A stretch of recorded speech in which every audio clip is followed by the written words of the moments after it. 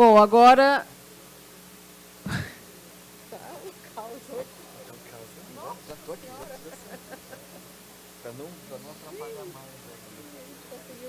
Bom, vamos então passar para a última fala dessa mesa e depois já emendamos na próxima mesa, com a nossa programação um pouco digamos, diferenciada, alternativa, mas já que falávamos desse tempo mais lento, eu acho que a gente está realmente fazendo esse revival, sem pressa, sem limites, né? Estamos nessa velha temporalidade. Bom, então, sem mais, passo a palavra para o meu colega de departamento e de área, Flávio Campos. Bom, boa tarde a todos e a todas. Bom, para mim essa é uma ocasião, vou tentar me segurar aqui, né? É muito emocionante, muito forte. Encontrar pessoas muito queridas que eu, por contingências aí, eu não tenho visto, né? Daniel, Eliana, reencontrar ex-alunos, atuais alunos, ex-orientandos, e, sobretudo, homenagem para o Hilário. Bom, minha relação com o Hilário é muito longa e eu fiquei pensando como é que eu... por onde, né? Por onde começar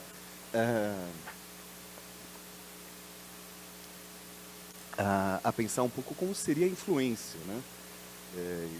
E são todas, né? Em relação à minha trajetória, eu poderia puxar todas as perspectivas e todas as questões e contar um monte de histórias aqui. Eu poupei o Hilário de fotos menos tranquilas como as que o Edu apresentou, né? A Isa já levantou assim, falou, opa, que fotos são essas que eu não conheço? Mas, de qualquer maneira, teria inúmeras passagens e todas elas muito emocionantes para rememorar. Bom, eu optei por revisitar a tese de doutoramento do Hilário, né, que é uma conversa que a gente teve algumas vezes, e ele fala, não sei, e eu falava, eu gosto muito da sua tese de doutorado, e trabalho com ela, né?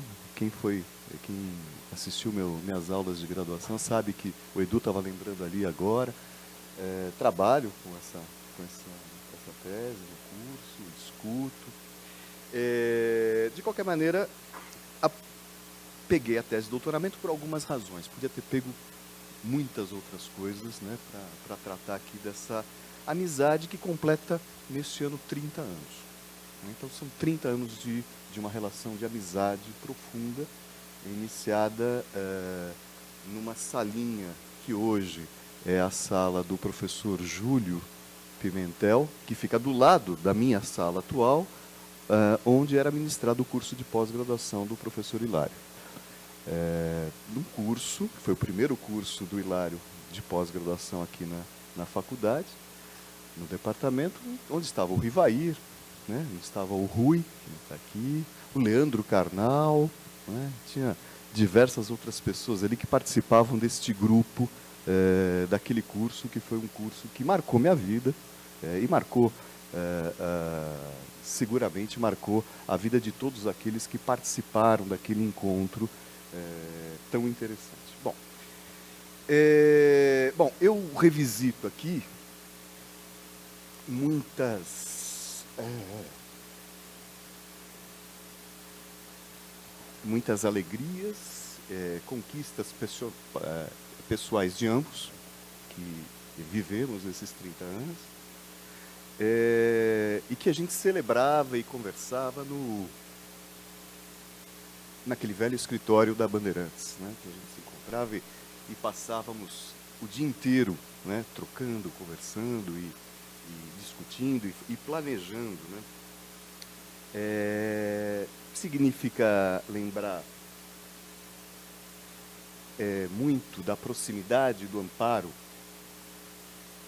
emocional em momentos muito difíceis de ambos, momentos familiares muito difíceis de ambos, e que os ombros foram oferecidos e prontamente aceitos, né? E lembrar de divergências e diferenças, porque uma amizade se faz também de confronto, né? E a maior de todas, que é pública, é o fato dele ser São Paulino, né? E essa relação sempre foi uma relação extremamente forte e carinhosa, nossa relação com o futebol e com tudo isso. Bom, me antecedeu aqui o Elias, que foi meu professor, né? E hoje é meu colega, que também é uma pessoa fundamental na minha formação, né? E numa homenagem ao meu grande professor, né? Meu grande mestre, que é o Hilário, né? Bom, saindo dessa parte aqui, já parei. Revisitar a tese do Hilário, defendida em 82 e publicada em 90, a despeito de que também faz 30 anos, ele terminou, né, a apresentação, ele data de 88, né, a publicação acho que demora um pouquinho mais, fica na Alcitec ali parada, por problemas ali da editora. É lembrar do nosso encontro no campo dos estudos ibéricos, que provocou um entrelaçamento de tempos, de temporalidades diversas. Ele, já um pesquisador vigoroso, contumaz, persistente, persuasivo, é capaz de persuadir qualquer um aqui das coisas mais malucas, porque ele vai insistentemente, com uma argumentação feroz, né, e muito difícil de enfrentar. Isso aparece muito no texto do Hilário e aparece muito na fala do Hilário, né? Esse pé na cadeira que o Elias lembrou aqui, né, é um pouco do exercício, Gabriel, o exercício retórico, né, da arte retórica que o Hilário traz, né, tanto do ponto de vista conceitual, da categoria conceitual, como do própria forma de expressão, né, verbal, discursiva, escrita ou não.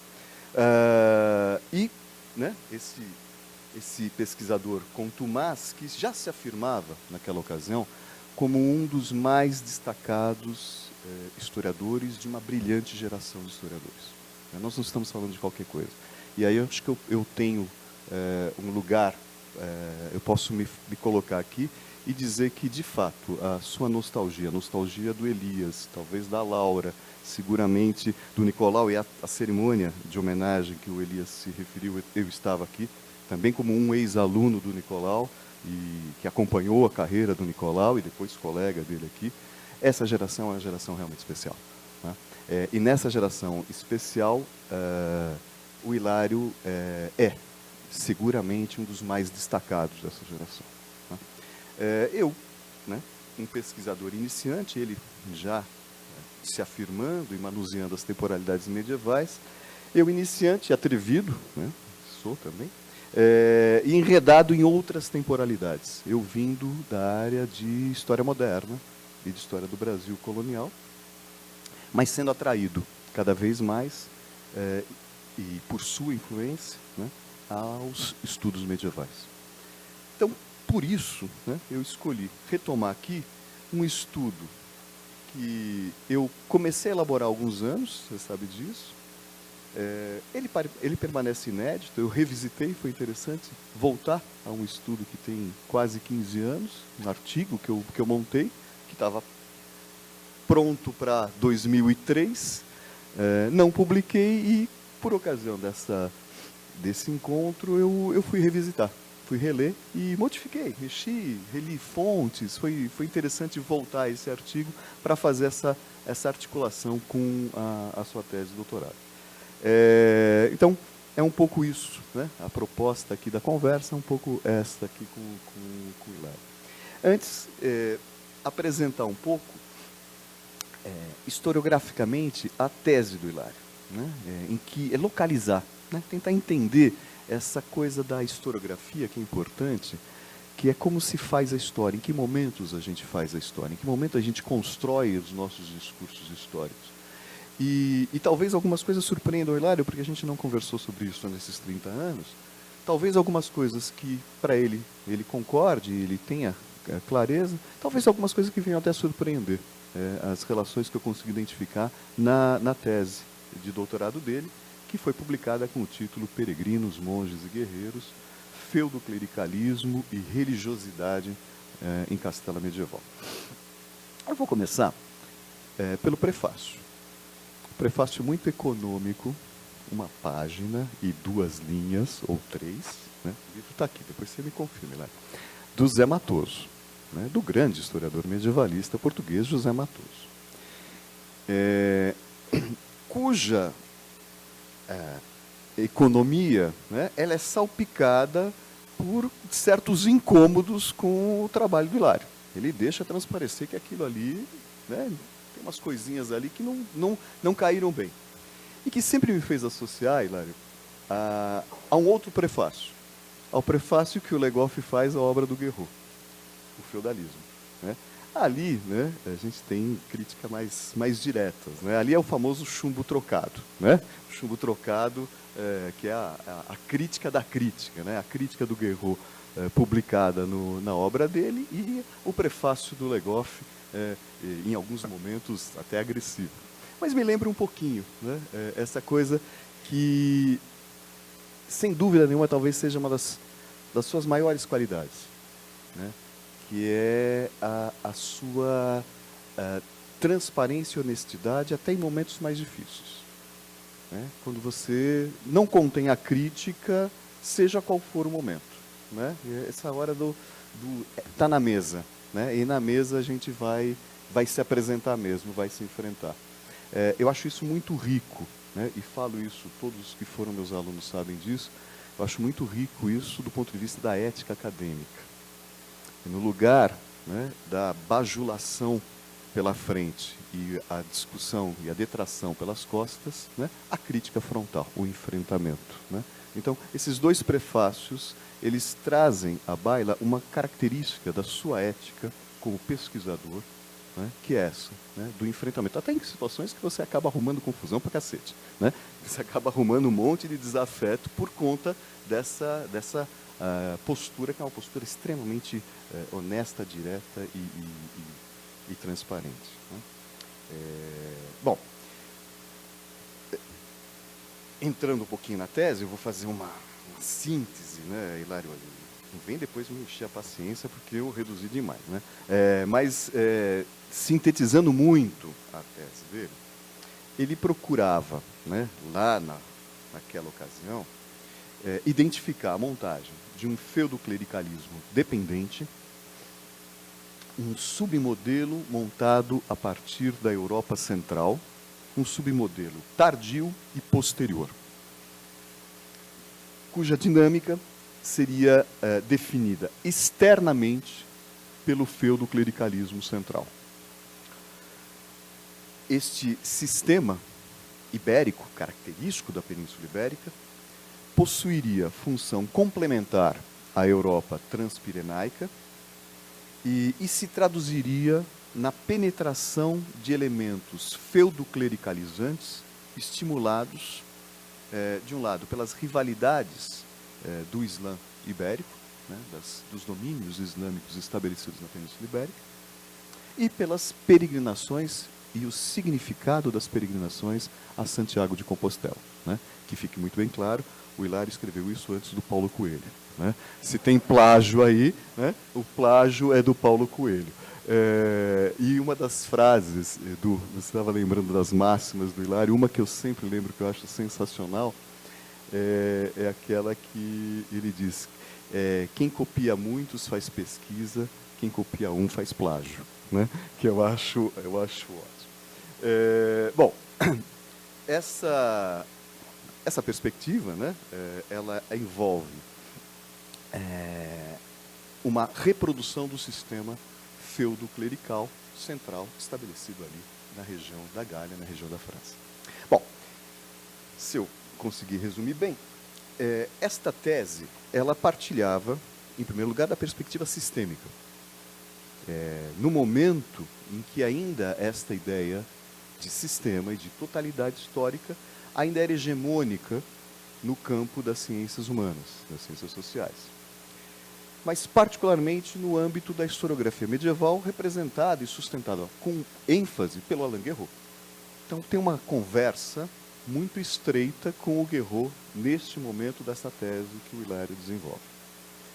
Entre as muitas outras referências medievalísticas, a categoria conceitual de mentalidade que aparece ali manuseada, farta, pelos historiadores da chamada terceira geração dos Análises, ela tem um quê, apesar... Eu fui procurar, viu, Hilário, para ver se você não cita aquele artigo do Duby, né, Feudalité, na Mentalité, de 58. Né? Eu tenho certeza que você estava dialogando. Eu fui procurar na bibliografia se você citava, perdi a deixa de encadear. Mas, de qualquer maneira, é essa discussão da mentalidade, né, que vai identificar o elemento clerical não apenas como mais um aspecto da vida coletiva, mas como o elemento articulador do sistema, o elemento articulador de todos os demais aspectos desse sistema que você tentava identificar nessa tese. Nesse sentido, o elemento clerical é uma mentalidade. Ele é uma mentalidade como para o Guerreau, a igreja é o elemento, a pedra angular do sistema que o Guerreau está identificando na formulação sistêmica dele. Então, esses elementos eles são semelhantes, eles são análogos, né, em cada uma das obras que a gente pode colocar, encadear uma diante da outra. Esta mentalidade, como característica dessa terceira geração dos Análises, tem caráter coletivo, né, aquilo que é comum a todos os estratos da sociedade, numa caracterização dessa geração. Esta mentalidade está disposta num transcurso de longa duração, é um traço de longa duração, e é encadeador dos demais elementos. Bom, além dessas referências, que estão no âmbito da historiografia medievalística, tem algumas que eu acho bem interessante identificar, que são os ecos do debate sobre a teoria da dependência e suas marcas historiográficas no Brasil. Uma linhagem que vai resgatar todo o pensamento cepalino, de uma outra formação do Hilário, né, que talvez as pessoas aqui saibam um pouco, eu não estava aqui ontem, estava fora de São Paulo, e por isso não participei da atividade, que é a passagem do Hilário pela GV, né, em um primeiro momento aí da formação do Hilário na área de história econômica, forte. Né. De qualquer maneira, o sistema feudo-clerical periférico e dependente proposto pelo Hilário dialoga com esta longa tradição que teria aqui no departamento e no campo historiográfico brasileiro o Fernando Novaes como a sua maior expressão. Fernando Novaes, né, que na obra Portugal e Brasil, na crise do antigo sistema colonial, tese de doutoramento defendida em 73 e que depois se tornou uma referência obrigatória para todos os historiadores, todos os cursos, né, de história do Brasil e fora do Brasil, né, um debate que é bastante consistente até hoje, inevitavelmente tem que se discutir a obra do Novaes, mas que também remete a outros autores. Né? Eu vou encadear só alguns. Celso Furtado, Francisco Verfort, Immanuel Wallerstein, com o conceito de sistema mundial, e até mesmo o Fernando Henrique Cardoso, desde que a gente não obedeça a sua recomendação para que a gente esqueça o que foi por ele escrito. Né? Mas é esta linhagem que a gente consegue identificar. Esta mentalidade clerical identificada pelo Hilário visava afirmar o controle sobre a aristocracia militar com o estabelecimento de normas de comportamento moral voltadas, sobretudo, para a normatização, para o controle, né, das relações sexo-sociais, de maneira a constituir preceptivas que moldassem o comportamento guerreiro. Em suas palavras, a cristianização da cavalaria, com a constituição de um código de honra. Um outro aspecto, de certo modo lateral, né, e que isso fique claro, lateral na sua tese, é a dinâmica dos estados monárquicos ibéricos. É lateral, mas ela é muito interessante. É muito legal porque ela desafia, ou desafiava, uma certa leitura sobre a dinâmica dos estados ibéricos e que estava consagrada na historiografia, tanto na historiografia espanhola quanto na historiografia portuguesa, e reproduzida, né, na historiografia brasileira, né, de maneira assim meio automaticamente.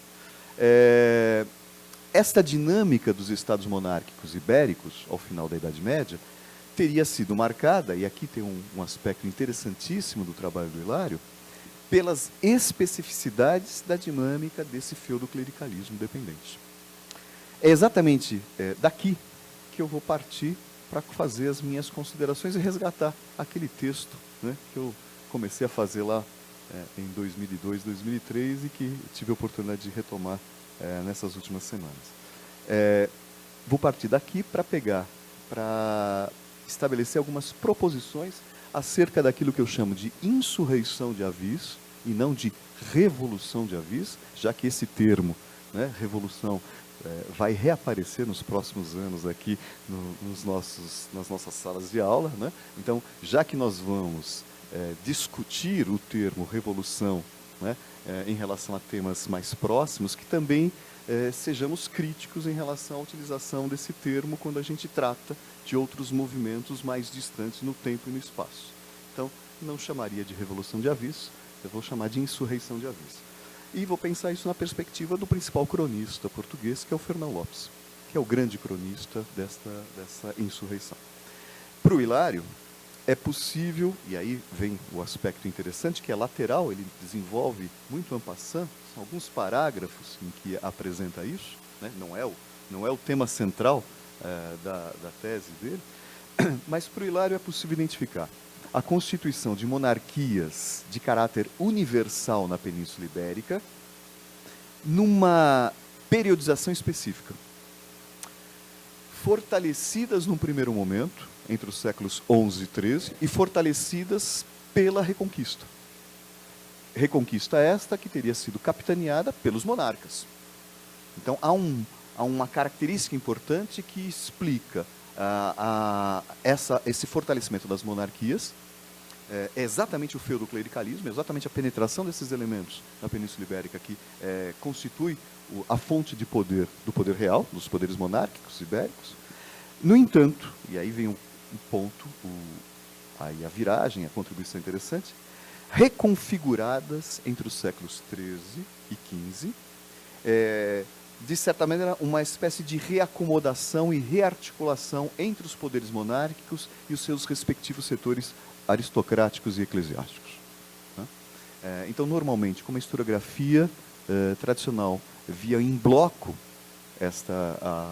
a dinâmica desses estados monárquicos, o Hilário percebe dois momentos interessantes, um de maior fortalecimento, ligado a esse feudoclericalismo que está se estabelecendo, e um outro em que há uma acomodação, e há uma outra distribuição de funções e de ações a partir deste poder monárquico. Funções análogas às funções de modelagem comportamental do feudoclericalismo, só que instadas agora no nível político-institucional. Bom, com menos terras e menor atração de recursos materiais e humanos para a Península Ibérica, uma espécie de arrefecimento da conexão transpirenaica. Monarquias fortes, sem dúvida nenhuma, mas mais articuladas e mais dependentes da aristocracia. Como contrapartida cultural, também um elemento lateral, que o Hilário vai desenvolver depois, em outros estudos, mas que aparece ali, em alguns parágrafos, né, em vários capítulos, não apenas em um só, mas em vários capítulos da tese. Uma contrapartida cultural, o acionamento do repertório dos registros arturianos, ele chama de artúricos na tese, que o Hilário identificara no contexto da chamada reação folclórica.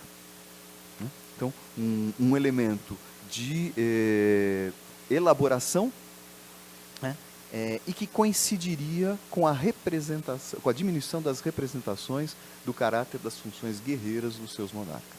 Então, esse elemento cultural, esse elemento simbólico que o Hilário examina, né, com muito cuidado, muito detalhamento a respeito das peregrinações a Santiago de Compostela, ele traz também e aponta pistas para pensar essa discussão do ponto de vista da organização da monarquia, das monarquias ibéricas. Eu vou puxar, evidentemente, a monarquia portuguesa aqui para a nossa conversa. Então, nesse processo, né, essa introdução um pouco aí esse meio de campo, né, a tese do Hilário, que eu gosto muito, né, aqueles que são meus alunos, foram meus alunos, sabem disso, né? Eu gosto de revisitar o processo de elaboração da historiografia, gosto de confrontar e pensar essas múltiplas interferências, esses jogos especulares, né, esses jogos de espelhamentos e de influências recíprocas, para pensar a ação do poder monárquico em Portugal com respeito às questões comportamentais, tendo como foco a questão do adultério, né, que aparece como um dos elementos interessantes nas crônicas do Fernão Lopes. Quanto tempo eu tenho? Só para eu balizar aqui a minha fala. Quanto tempo ainda? 10 a 15. Bom, eu vou tentar dar uma corridinha aqui. Então agora eu vou... Bom, nas crônicas do Fernão Lopes, a presença de relações adúlteras, ela marca muitas das tramas que são descritas e que antecedem à insurreição de 1383, como mais um dos elementos que compõe uma espécie de desordem, uma desordem da sociedade que seria anterior ao tempo, né, do mestre de Avis, que, na perspectiva do cronista, implica na fundação, a partir do mestre de Avis, a partir do desfecho da insurreição de 1383, 1385, a fundação da sétima idade do mundo, que iria anteceder ao final dos tempos, né, numa nítida demarcação milenarista. Tal vinculação foi desenvolvida por um historiador português importante, que é o Luís de Souza Rebelo, e que trilhou esse caminho. Bom, juntamente com o levantamento das gentes humildes, que é uma das características sempre lembrada a respeito do Fernão Lopes, a peste, a crise da produção agrícola, as guerras contra Castela, os cismas da igreja e os enfrentamentos, as dissidências da aristocracia senhorial, o adultério e as práticas comportamentais sexuais foram acionadas como sinais da degenerescência da humanidade. Eu quero só fazer um paralelo aqui, que é interessante. Degenerescência ou corrupção, do ponto de vista da polissemia da palavra corrupção. Quando nós assistimos, não quero enveredar por aí, mas quando nós assistimos, né, o martelar da palavra corrupção, nesses últimos anos, nós, incautos, imaginávamos a corrupção ligada apenas à questão político-institucional, à questão pública no Brasil. Trouxas. Porque a corrupção tinha uma polissemia que envolvia a questão da corrupção dos costumes e da moral e que acionou os grupos fundamentalistas religiosos no Brasil, né, e provocou essa comoção e essa articulação na extrema-direita. Então, corrupção aqui, ela envolve, né, sobretudo, essa degenerescência moral. Bom, tais elementos destacados pelo cronista não recebeu o mesmo tratamento dos leitores contemporâneos, sobretudo de uma certa historiografia de influência marxista, que chegou até mesmo a identificar características burguesas e nacionalistas naquilo que chamam de Revolução de Avis de 1383. Né? Nada mais delirante. Aliás, essa era uma categorização conceitual, Revolução de Avis, que durante várias décadas foi empregada tanto pela historiografia oficial do salazarismo, quanto pela oposição comunista.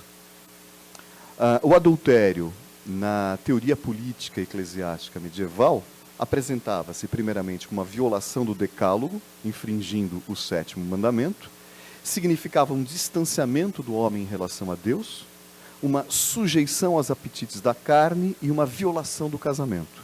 Na contabilização de Tomás de Aquino, o adultério seria o pecado mais grave que o furto, porque o furto se incluiria na avareza, ao passo que o adultério na luxúria. Além disso, por ser a esposa mais cara do que qualquer coisa possuída, além de mais grave que o furto, constituiria-se também em injustiça. Sua definição para o adultério era lapidar: a posse injusta de mulher alheia.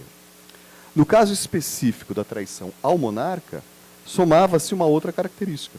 Tratava-se de uma traição contra o corpo místico do reino, representado pela pessoa do rei, cabeça do reino. Semelhante ao suicídio, o adultério cometido contra o rei assumia a feição de um pecado tríplice, contra Deus, contra o rei e contra o reino.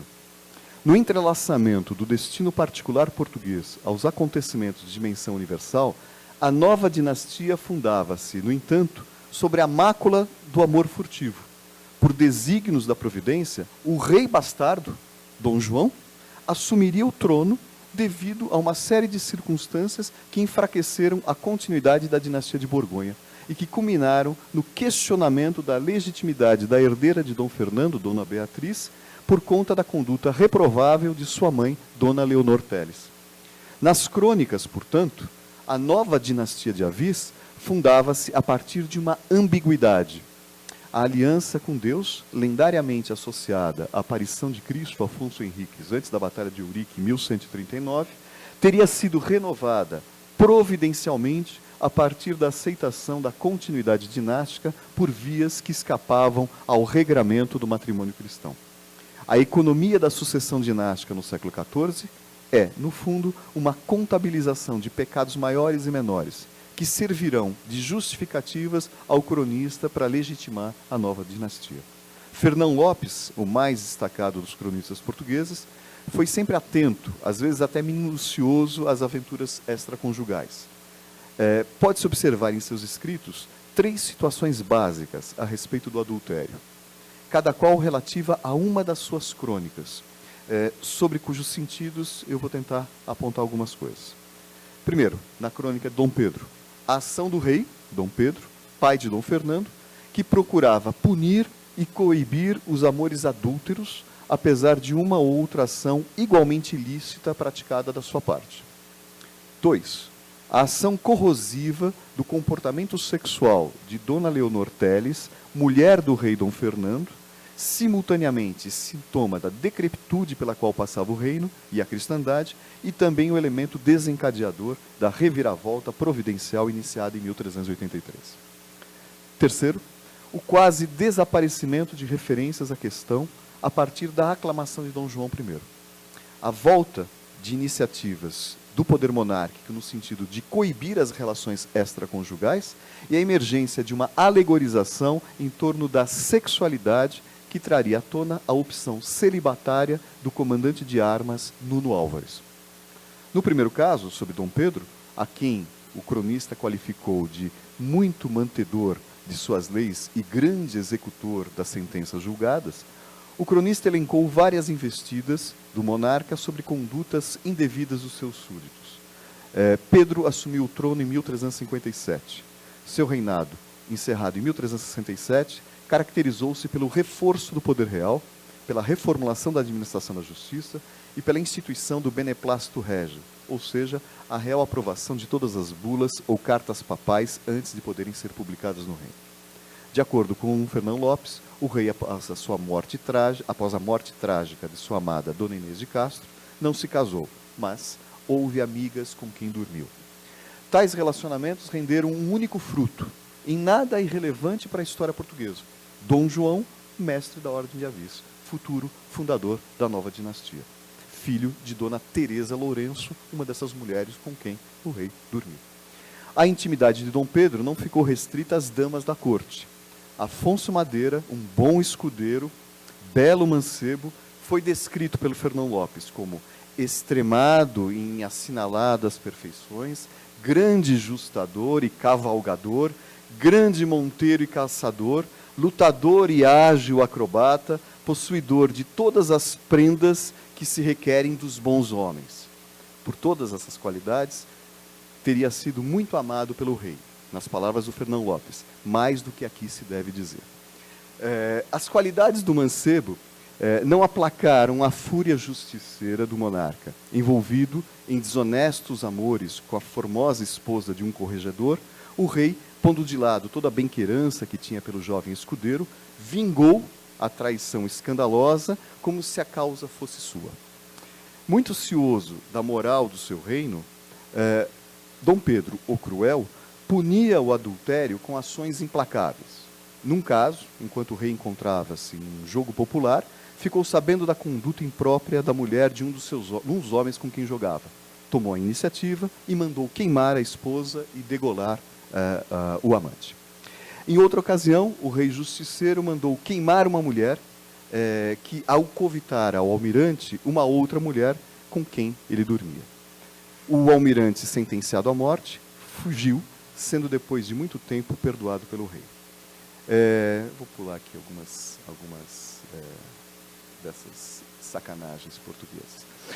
O comportamento dos clérigos em Portugal, nos séculos XIV e XV, dava ensejo, né, evidentemente como em diversas outras partes europeias, a proliferação de amantes e filhos de eclesiásticos, cujas exposições permanentes, até mesmo em cerimônias públicas, provocava ruidosas reações dos fiéis, levando alguns a recusarem os sacramentos e sacerdotes considerados barregueiros.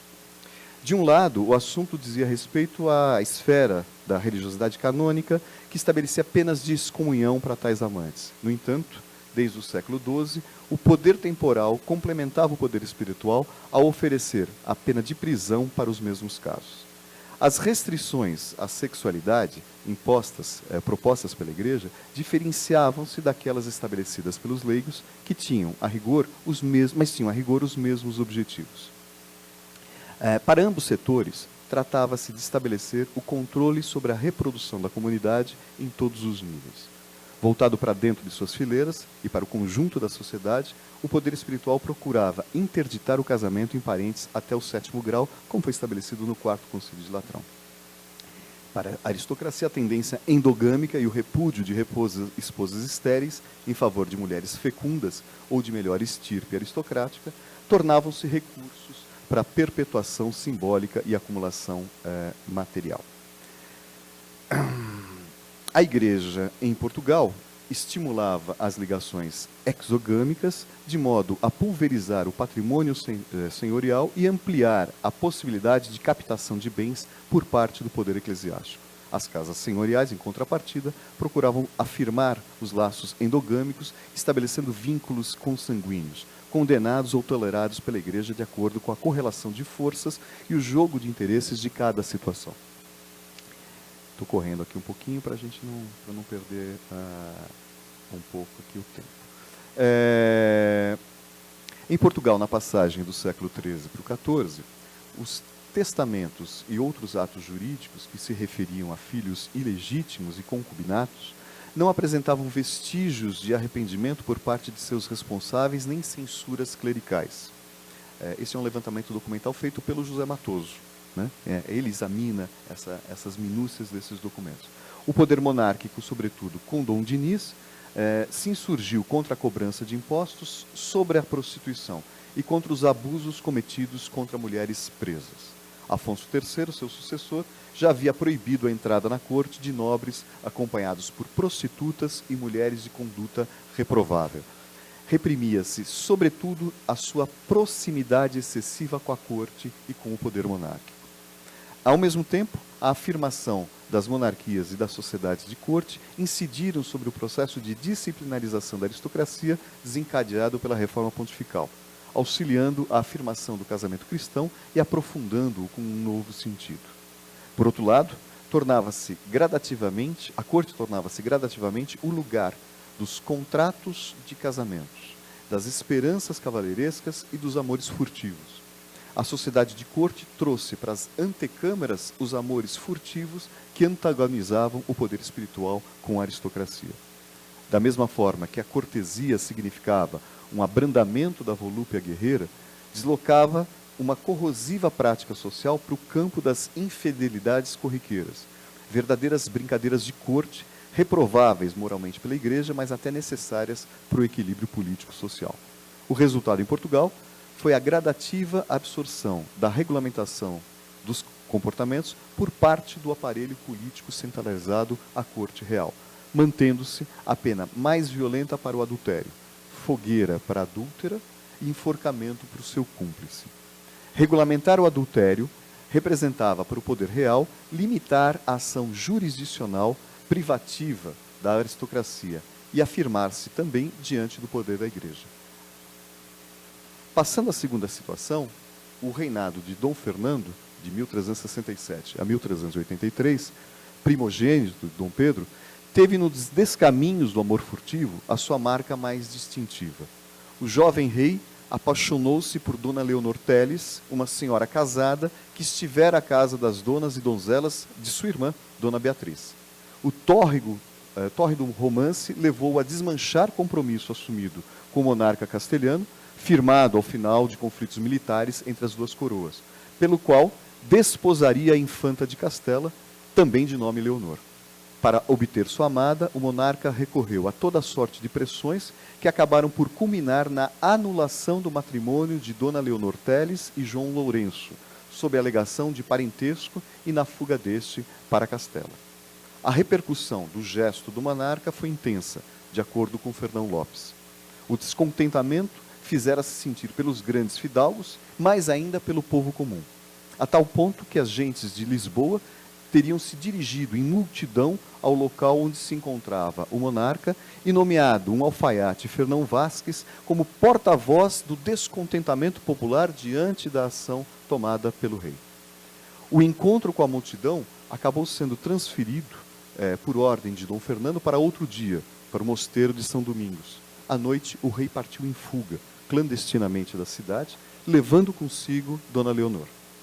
Frustrados os povos, os tumultos se sucederam em Lisboa, Santarém, Alenquer, Tomar, Abrantes e outras localidades do reino. Seguiram-se prisões, confiscos e outras severas punições determinadas pelo monarca. Tempos depois, Dom Fernando recebeu Dona Leonor como sua esposa em cerimônia realizada no mosteiro de Lessa, na região entre o Douro e o Minho. A nova rainha ainda despertava reprovação e descontentamento. Segundo o cronista, os mais simples diziam que era melhor o rei tê-la tomada por um tempo e casar com outra mulher melhor. Dom Fernando, supostamente enfeitiçado, submetera-se a uma mulher casada, tomado por uma paixão cega, em lugar de tirar proveito, como era de se esperar de sua condição de rei. Ao contrário, é a mulher que se vale da situação para galgar o posto de rainha. Então é a Dona Leonor que se aproveita dessa paixão cega que foi tomada pelo rei. Dona Leonor é retratada como uma figura cruel, capaz de urdir engenhosa trama, cujo desfecho seria a morte da sua própria irmã pelo infante Dom João, com o objetivo explícito de resguardar para si o controle do reino. Sua postura moral, questionada desde o início de seu caso com o rei, passou a ser vilipendiada com os rumores de um caso amoroso com o conde João Fernandes Andeiro, casado com uma ilustre senhora de Galiza.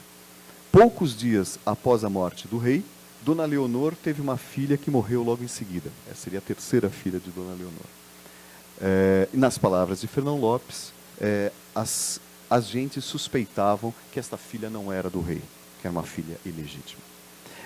Tempos depois, seguindo os desígnios da providência, o mestre de Avis lavaria com sangue a honra ultrajada do rei, matando o conde e todos aqueles que haviam compartilhado e permitido essa ação de adultério. Eu estou cortando bastante aqui para tentar dar tempo, tá, pessoal? Fernão Lopes, ela está vendo aqui que eu só estou passando com os dedinhos aqui e pulando os parágrafos. Fernão Lopes construiu ao longo da crônica de Dom Fernando a argumentação jurídica que vai fortalecer o mestre de Avis contra as pretensões castelhanas. No discurso de João das Regras, o famoso jurista encarregado do parecer sobre a sucessão, realizado nas Cortes de Coimbra de 1385, não havia herdeiros legítimos ao trono. Portanto, questionar o comportamento moral da rainha e levantar dúvidas quanto à paternidade de seus filhos, inclusive de Dona Beatriz, a primeira filha, significava fortalecer as pretensões do bastardo Dom João. O jurista acabaria por concluir por uma dupla ilegitimidade do casamento de Dona Leonor com o rei. Era mulher casada e também parenta muito próxima, prima por afinidade do rei. O adultério, repreensível pelo clero, no caso masculino, e intensamente condenável, no caso das mulheres, atingiu o mais alto grau de subversão da ordem senhorial. A rainha infiel poderia transmitir a coroa de Portugal a membros externos à linhagem dinástica. Numa só personagem, concentrava-se o núcleo da inversão dos valores hegemônicos. Inicialmente, feria os preceitos designados pelo poder espiritual à mulher, que deveria submeter-se ao homem, este cabeça do casal. Ainda pior, entregando-se a outros e deixando-se levar por seus instintos mais impuros, violava a confiança de seus senhores. Ao marido, a quem caberia dispor de seu corpo, a Deus, de quem recebera o corpo para ser o templo do Espírito Santo, e à própria monarquia. Em outros aspectos, a atitude atribuída a Dona Leonor Teles expunha implacavelmente a linhagem familiar a intrusos, tornando vulnerável tanto o legado material quanto o patrimônio simbólico da estirpe. Por outro lado, de certa maneira como síntese, o comportamento adúltero da rainha punha em causa o próprio reino, patrimônio material e simbólico coletivo, que há tempos já iniciara sua função centrípeta nos diversos grupos sociais. Representava o pecado tríplice da ofensa a Deus, ao marido e ao corpo místico, um pecado contra a monarquia. Além dos efeitos da crise do século XIV, como elementos de mobilização popular, a indignação das gentes humildes de Portugal e sua participação ativa na elevação do mestre de Avis talvez possam ser explicadas pela veiculação de símbolos e valores dos poderes espiritual e temporal. O primeiro, na sua ofensiva sobre a sociedade a partir da reforma pontifical, fazendo circular prescrições, apesar de constrangidas em sua aplicação prática, visando disciplinar o corpo social a partir do controle do corpo individual. O segundo, mantendo em curso o processo de construção cultural de uma monarquia portuguesa, levada a cabo com concurso de mosteiros, esses centros de perpetuação das linhagens. Nesse caso, como polo aglutinador da família, essas linhagens ampliavam o patrimônio simbólico no ato de elaboração da memória coletiva, composta pelas façanhas, pelas desgraças, pelos nascimentos, pelas mortes e pelas genealogias.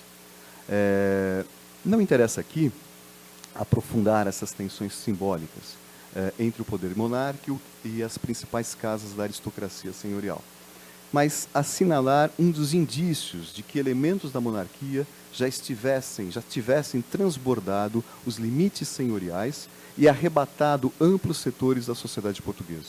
A dinastia já começava a afirmar-se como vínculo entre essas diversas ordens, e os assuntos da família real tocavam as gentes grandes e humildes. O símbolo de centralidade começava a impor-se. Questões referentes aos comportamentos morais dos reis e das rainhas eram de domínio geral, não no sentido de sua real circulação, mas como talvez um dos vínculos de participação e de apropriação por parte da sociedade para além das instituições representativas e jurídicas. A condenação moral das atitudes dos membros da realeza talvez represente a manipulação do símbolo pela comunidade social, sinal de sua introjeção, ao mesmo tempo em que se exercia o poder de censura atribuído em tese aos membros do clero e por eles condicionado doutrinamente. Sem dúvida, o papel desempenhado pela rainha na locução de Fernão Lopes, fundamental. Como ímpia e adúltera, ou como guia sábia das artes do amor e do relacionamento marital, Dona Leonor ocupou um lugar central na trama que viria a desembocar na insurreição de 1383, detonada com o assassinato do seu amante, João Fernandes Andeiro, pelo mestre de Avis. O cronista descreve o modelo de mulher através do qual permite o pecado estabelecer-se junto ao trono português. Não vou desenvolver aqui, uma verdadeira Eva, igualmente dissimulada e encantadora, insaciável e corruptora. Nessa descrição, transparecem os medos masculinos frente à mulher, mas também uma mudança nas relações de gênero ao final da Idade Média em Portugal. De Inês de Castro, símbolo da mulher mártir, a Leonor Teles, rainha adúltera, símbolo de um poder feminino que deveria ser submetido pela força do poder monárquico e pelo exercício do poder político realizado pela escrita da história levada a cabo por Fernão Lopes. Há aqui uma interessante alteração do papel da mulher na constituição da sociedade portuguesa. Como nenhuma outra rainha de Portugal, na Idade Média, Dona Leonor traduziu uma certa revalorização da mulher no Ocidente europeu, desde meados do século XII. Como ponta de lança dos Teles, família que controlava as melhores posições da corte desde o casamento de Dona Leonor com o rei, a rainha desenvolveu uma agressiva política de casamentos que acabou por estreitar a solidariedade entre os membros da alta nobreza de corte, o principal setor da aristocracia, e opor-se ao movimento de 1383. A partir da elevação de Dom João, o poder monárquico voltava-se a ocupar-se do regramento sexo-social, fortalecendo o deslocamento do controle para o Estado monárquico. Como em outros aspectos, procedia-se a uma restauração que recolocava a virtude estimativa muito cara aos reis por afetar sua capacidade de julgar a salvo das turbulências das paixões, como ocorrera a Dom Fernando. O novo rei comprometia-se a não forçar casamentos, respeitando a vontade dos membros da aristocracia, o que talvez viesse ao encontro dos setores menos favorecidos durante o reinado anterior e que haviam cerrado fileira junto ao mestre de aviso. O controle sobre a aristocracia operava-se pelas limitações impostas à prática da vassalagem, que a partir de então passava a ser uma prerrogativa real, um dos motivos pelos quais as relações entre Dom João I e Nuno Álvares Pereira ficaram abaladas. O famoso condestável forma, juntamente com o mestre de aviso e Dona Leonor, a tríade de personagens fortes da trama que desemboca na fundação da nova dinastia.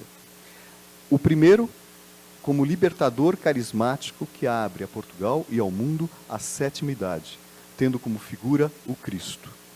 A imagem de Dona Leonor é concebida de forma a assemelhá-la à rainha Genebra, e Nuno Álvares, o cavaleiro intrépido, ao apóstolo Pedro ou a Galahad.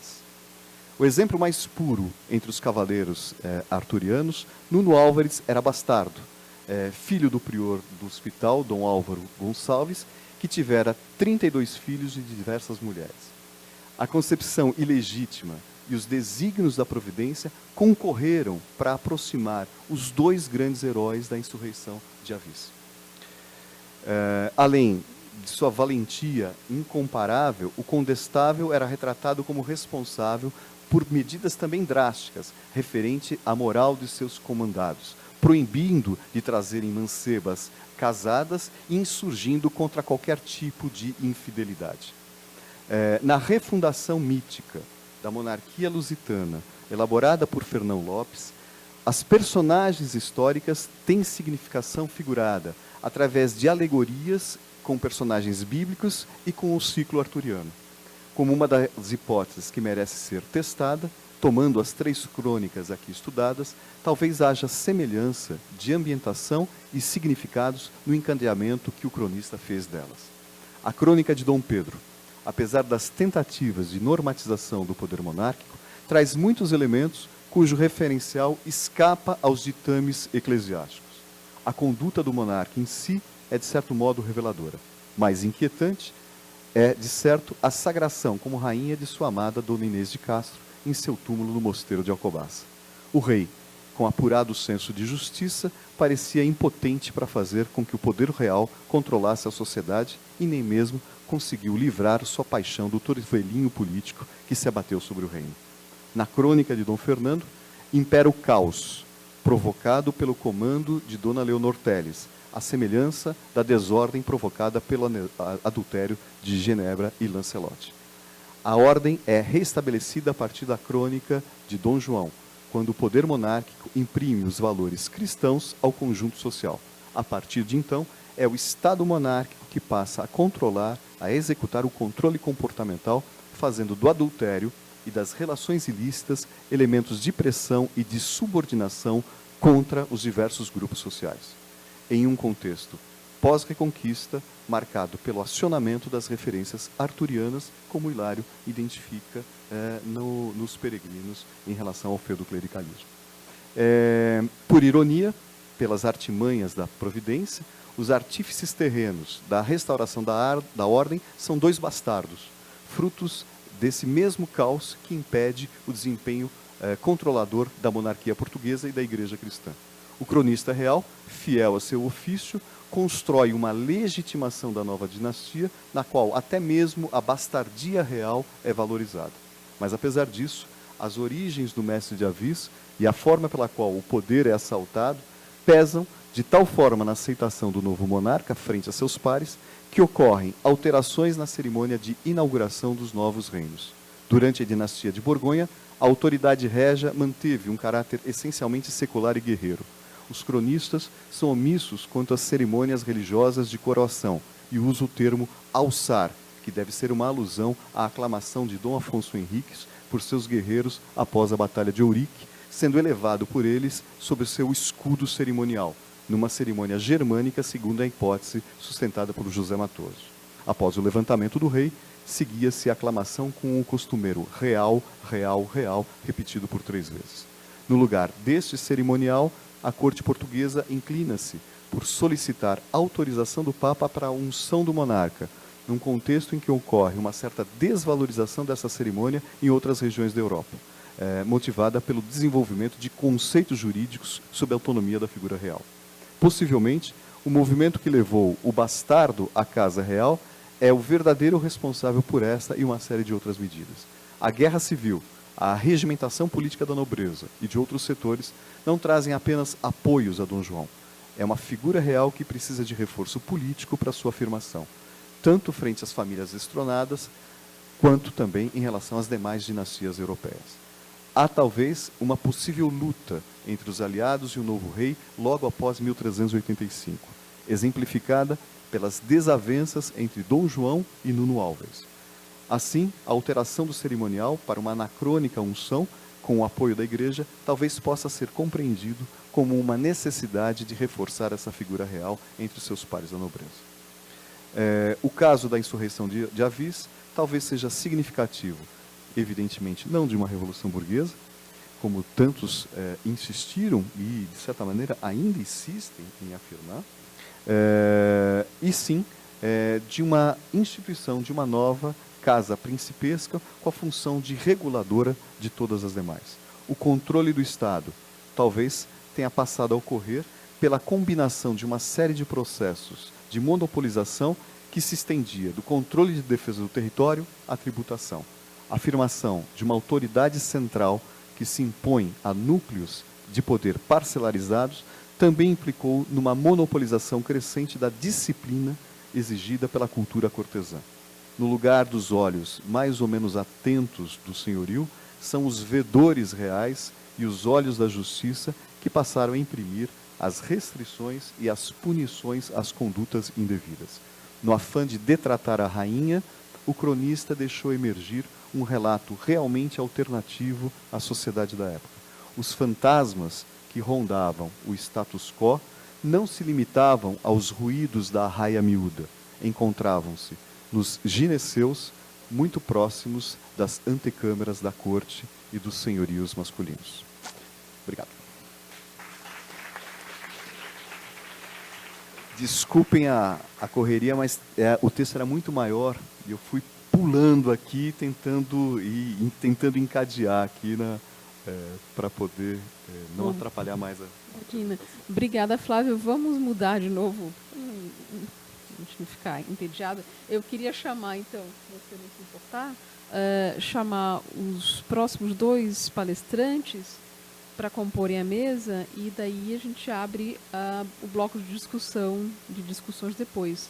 Então, o professor Marcos Bacega, da Federal do Maranhão, e o professor Mário Jorge Bastos, da Universidade Federal Fluminense.